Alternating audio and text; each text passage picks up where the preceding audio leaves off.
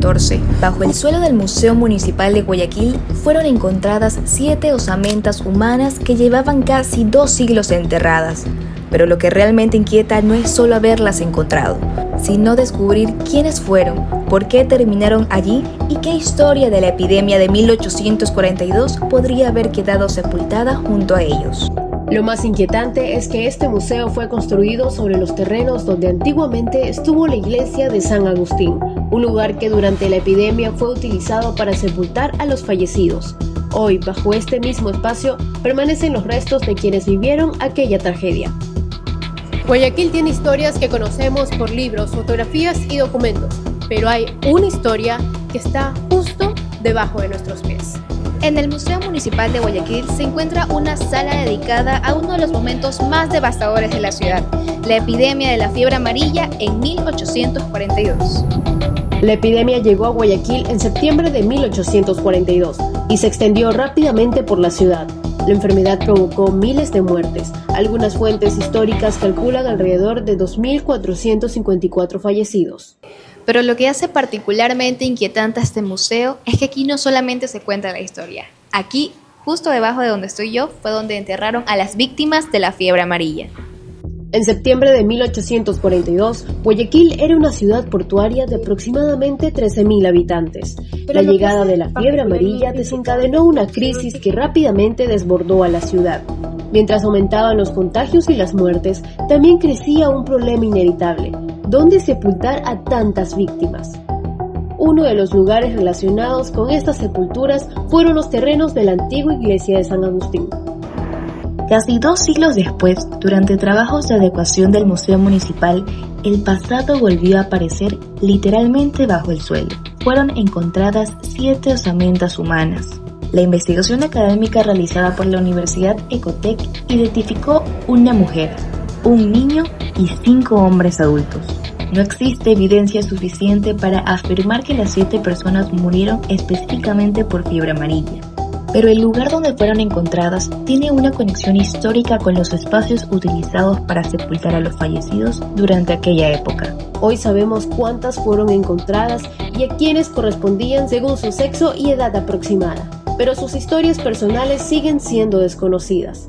Para profundizar en la historia de este lugar y entender qué había aquí antes de que existiera el museo, recurrimos al historiador Melvin Hoyos, quien nos llevó hasta los orígenes de este espacio y su relación con los entierros de aquella época. Vicente Rocafuerte dispuso que, como moría tanta gente, y normalmente los cementerios se encontraban al lado de las iglesias, o atrás de las iglesias, Vicente Rocafuerte dispuso que se cavaran fosas comunes al lado de cada iglesia. ¿Por qué? Porque la gente moría más rápido de lo que se la podía enterrar. Entonces había que cavar fosas comunes para echar los muertos allí y evitar de que la epidemia de fiebre amarilla se regara con mayor rapidez. Las fosas comunes echaban los cadáveres, echaban cal y volvían a echar más cadáveres y volvían a echar cal. Como murió prácticamente el 30% de la población de Guayaquil, y en términos numéricos estamos hablando que deben haber muerto casi 3.000 personas. Pero durante nuestra investigación apareció otro elemento que conecta el patrimonio de Guayaquil con lo inexplicable. Melvin nos habló también de la Biblioteca Municipal, un lugar que, según varios testimonios, ha sido escenario de manifestaciones de espíritus. Eso tiene que ver con el cementerio que estaba detrás de la iglesia de San Agustín, en el cruce de 10 de agosto y Pedro Calvo, y que la construyeron en el año 1740, en tiempos de la colonia. Había un cementerio, no existía un cementerio general, cada iglesia tenía su propio cementerio. Se dice que los agustinos, dentro de la orden, tenían a un sacerdote, el padre Isurieta. El alma del padre Isurieta penaba. ¿Qué pasó en ese lugar? En ese lugar se construyó la biblioteca municipal. Empleados de la biblioteca municipal, una bibliotecaria que ya desgraciadamente murió, que se llamaba Cristina Piguave. A esta señora le cambiaban de lugar las carteras, le cambiaban de lugar los libros, le perdían las revistas y después cuando cogía y veía que estaba en otro lugar y nadie había entrado en ese sitio, volvía a tomar fotos. Me llevaba un informe, vea arquitecto, esto está pasando aquí. Y aquí es donde la investigación toma 2 caminos. Por un lado están los hechos que pueden documentarse. Una epidemia que provocó miles de muertos, una antigua iglesia, terrenos utilizados para sepulturas y 7 osamentas encontradas bajo el actual museo municipal. Por otro, están los relatos de personas que aseguran haber experimentado algo que no pueden explicar. ¿Qué ocurre realmente en nuestro cerebro cuando creemos estar frente a una presencia o vivimos una experiencia que no podemos explicar? La neuropsicóloga Yulexi Vaca explica cómo la percepción, la memoria, el miedo y la sugestión pueden influir en este tipo de experiencias y creencias. Existen algunos fenómenos neuropsicológicos que pueden explicar esto.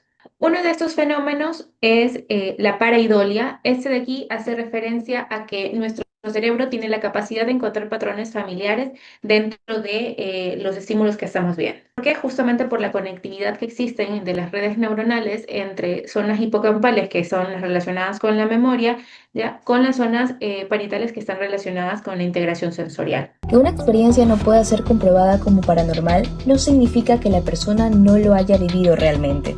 Cuando el cerebro interpreta algo como una amenaza o una presencia, activa nuestros sentidos y genera una respuesta física y emocional real.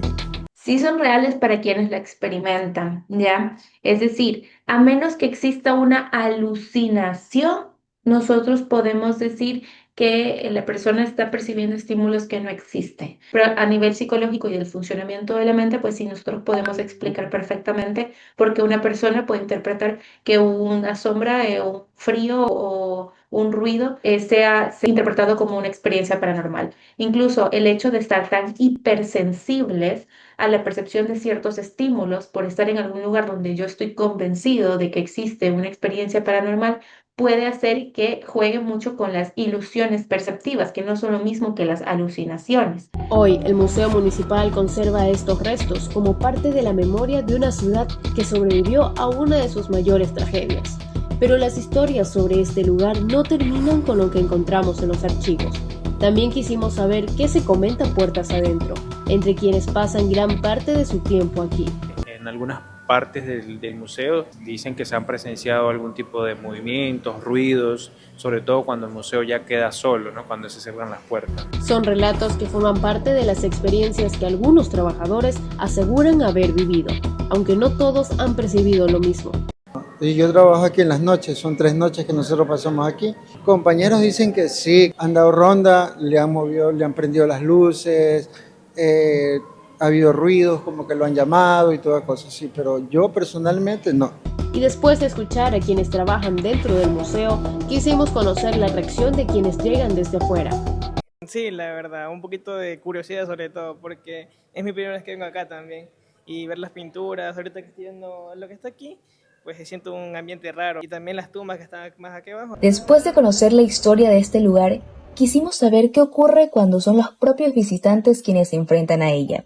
¿Y cuál es la manera en la que perciben estos espacios? Justamente al entrar como que sentimos eso medio rarito. Para algunos, conocer lo que ocurrió aquí genera una sensación de respeto. Para otros, despierta inquietud e incluso la sensación de que el lugar tiene una energía diferente. Es como, no sé, es difícil de explicarlo, más con las pinturas que estaban arriba. La muerte es un tema serio y más aquí, porque este es un tema de la cultura y la gente tiene que saber sobre lo que ha pasado en este país. Quizás la pregunta no sea si este lugar está habitado por fantasmas, quizás la pregunta sea otra. ¿Cuántas historias de los muertos en Guayaquil permanecen todavía bajo nuestros pies?